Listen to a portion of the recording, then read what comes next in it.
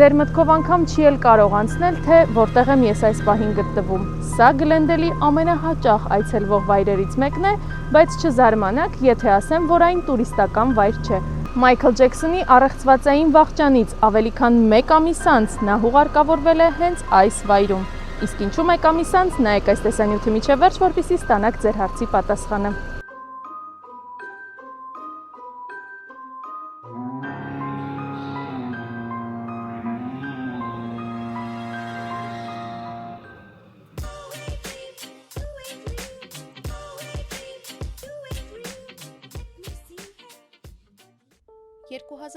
թվականի հունիսին աշխարհը կորցրեց երգարվեստի ամենամեծ անուններից մեկին՝ Մայքլ Ջեքսոնին։ Փոփ երաժշտության արքայի կորուստը մինչ այսօր էլ շարունակում է մնալ ամենակննարկվող թեմաներից մեկը, որը բովանդակում է անթիվ կասկածներ եւ անպատասխան հարցեր։ Մայքլ Ջեքսոնը համաշխարհային փոփ երաժշտության ամենամեծ հեղափոխականն էր, ով փոխեց երգի, պարի եւ բեմական արվեստի ամբողջ պատմությունը։ Ջեքսոնի կյանքը մշտապես եղել է մարդկության ուշադրության կենտրոնում եւ լայնորեն քննարկվել ու քննարկվում է, սակայն նրա վախճանն էլ հետաքրքրությամբ քննարկվում է հասարակության կողմից մինչեւ այսօր։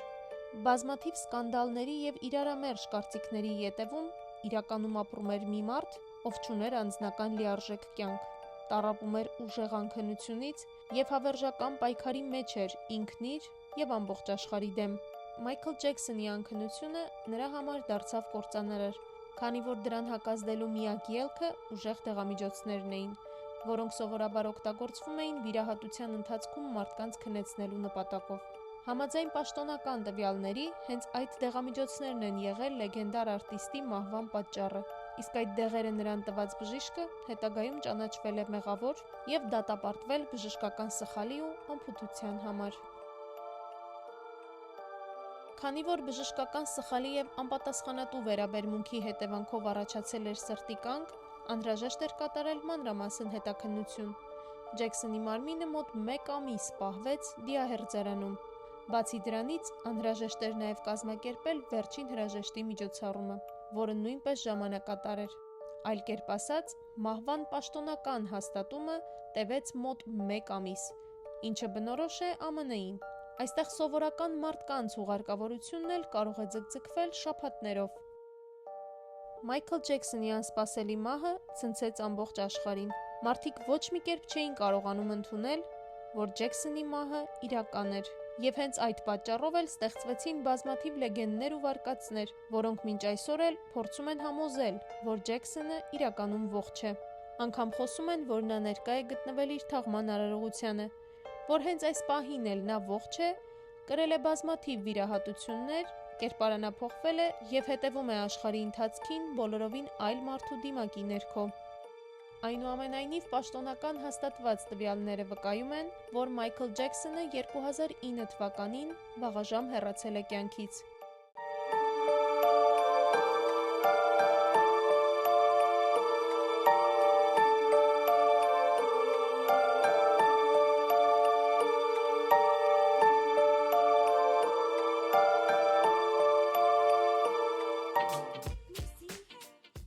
Այն, որ Ամերիկայում ապրելակերպը տարբերվում է ամբողջ աշխարհից, բոլորս ենք հասկացել, բայց որ մահանալն է տարբերվում, ինքներս էլ նոր ենք բացահայտել։ Այստեղ մարդիկ պլանավորում են իրենց մահը դեռևս կենդանության օրոք։ Բացի երբից մնացած ամեն բան որոշում են, որտեղ են հուղարկավորվելու, ինչպես են հուղարկավորվելու, ինչ է լինելու, ինչ միջոցառում է կատարվելու, ինչ երգ է հնչելու, ինչ են խոսելու նրանց մասին։ Այստեղ շատ են տարբերվում գերեզմանատները։ Մենք այսօր ձեզ ցույց կտանք Ամերիկայի ամենահայտնի գերեզմանատներից մեկը, որտեղ հուղարկավորված են շատ հայտնի մարդիկ։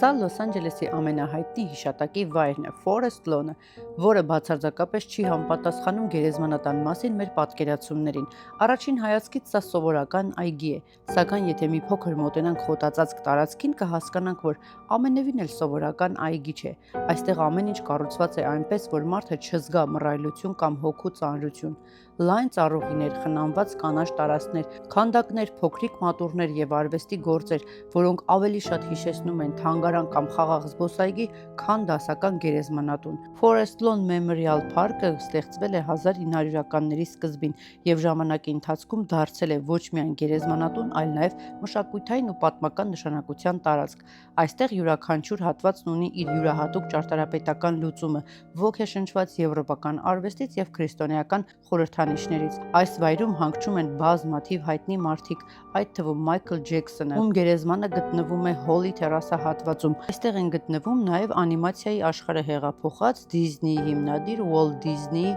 Հոլիվուդի լեգենդար դերասանուհի Էլիզաբեթ Թեյլորի եւ այլ հայտնի ու սովորական մարդկանց շիրիմներ։ Forest Lawn-ը առանձնահատուկ է նաև նրանով, որ այցելուները հաճախ չեն զգում գերեզմանատան ծանրությունը։ Այն անսահման հանգիստ, գրեթե հոգևոր տարածք է, որտեղ արվեստը, բնությունը եւ մարդկային հիշատակը միաձուլված են մեկ ամբողջության մեջ։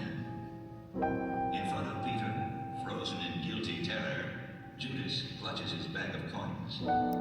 Այս տարածքի խորհրդավորությունն առավել ընդգծված է նրանով, որ որոշ շիրիմներ, այդ թվում Մայքլ Ջեքսոնինը, փակ են այցելուների համար։ Երևս հենց այդ պատճառով էլ Forest Lawn-ը շարունակում է մնալ հետաքրքրության կենտրոն ամբողջ աշխարհից եկող զբոսաշրջիկների համար։ Այստեղ երբեմն մահը եւ հուղարկավորությունը ավելի թանկարժեն, քան ապրելը։ Իսկ ինչ ասել է, թե այստեղ մարդիկ, այսպես ասած, այլ կերպ են մահանում։ Սա նշանակում է, որ ԱՄՆ-ում ձևավորված է վերջին երաժշտի եւ հիշատակի արարողության չափազանց տարբերվող մշակույթ։ ԱՄՆ-ում մահվան հետ կապված ընդհանուր ծախսերը բավականին բարձր են եւ շատ տարբեր, կախված նահանգից, քաղաքից եւ ընտրված ծառայությունից։ Սովորաբար ամբողջ գործընթացը կազմակերպելու համար պահանջվում են տասնյակ հազարավոր դոլարներ։ Թերևս այդ է պատճառը, որ այստեղ մարդիկ հակված են ունենալու կյանքի ապահովագրություն, որպեսզի իրենցից հետո ընտանիքը կարողանա վճարել բոլոր պահանջվող գումարները։ Մասնավորապես, երբ կյանքի ապահովագրություն ունեցող մարդը մահանում է, ապահովագրական ընկերությունը վճարում է գումար հուղարկավորման ծախսերը վճարելու, ընտանիքին ֆինանսապես աջակցելու, հանգուցյալի վարկերն ու պարտքերը փակելու, ինչպես նաև երեխաների կամ հանգուցյալի կողակցի ապագան ապահովելու համար։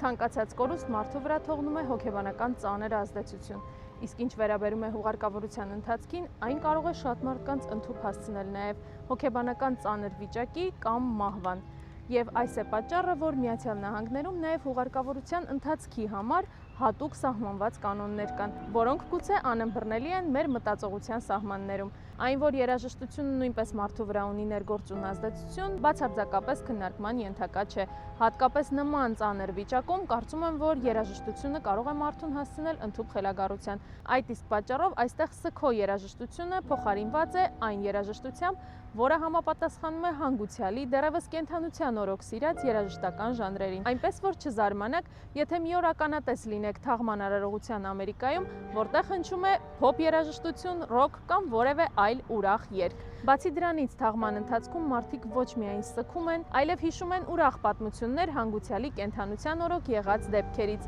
Եվ սա ամենևին չի նշանակում, որ այստեղ մարդիկ պակաս էմոցիոնալ են կամ չեն սգում իրենց հարազատների մահը։ Պարզապես նրանց մշակույթը բոլորովին տարբերվում է մեր մշակույթից, եւ նրանք փորձում են կենդանի ճանապարհել այն մարդուն, ով հեռացել է կյանքից։ Եվ գուցե կարիք կա վերանայելու հանգուցյալների հարազատներին մեր փոխանցած էմոցիաները, որpիսի նրանց առանց այն էլ սրված ցավը ավելի չխորացնենք։